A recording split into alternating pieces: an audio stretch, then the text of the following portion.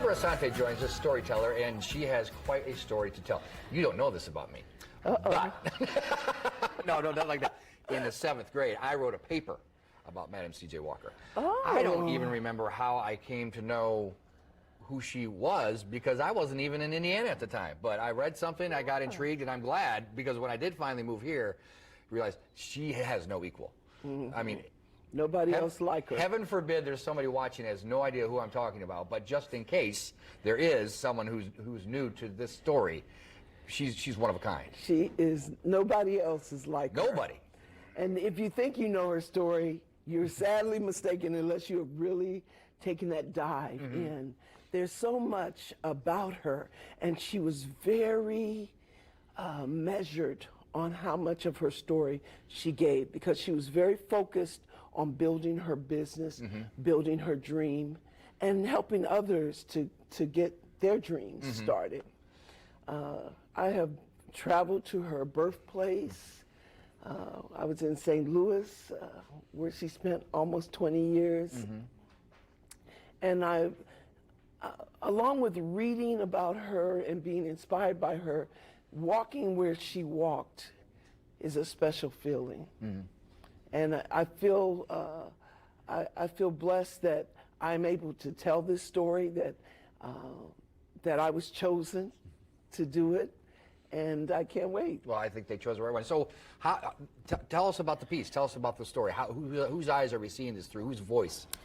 Well, it's I'm telling it in third person, and it is about Sarah Breedlove. We know about Madam C.J. Walker, but how did she begin? Because the title is Sarah the Dream Builder, tracing Madam C.J.'s rise, C.J. Walker's rise. So I am really looking at her as a girl, wife, mother, woman, and then as that business phenomenal woman she was.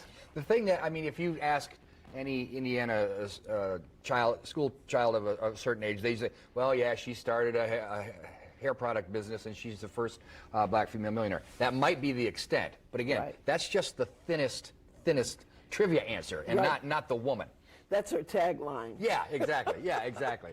The first self-made millionaire female in our country. That's the tagline.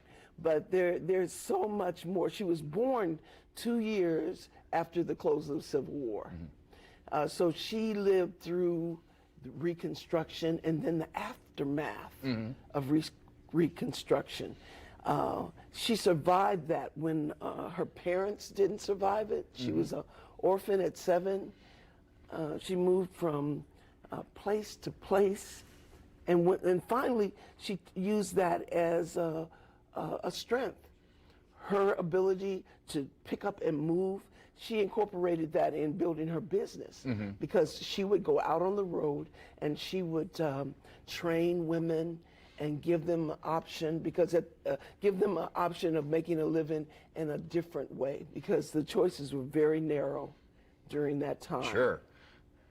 What she's accomplished, I mean, what she accomplished then would still be ridiculously, revolutionarily impressive today. Yes. What she dealt with, there's a comedian whose name escapes me. He talks about the greatest time in history to be a middle-aged white man is any time in history.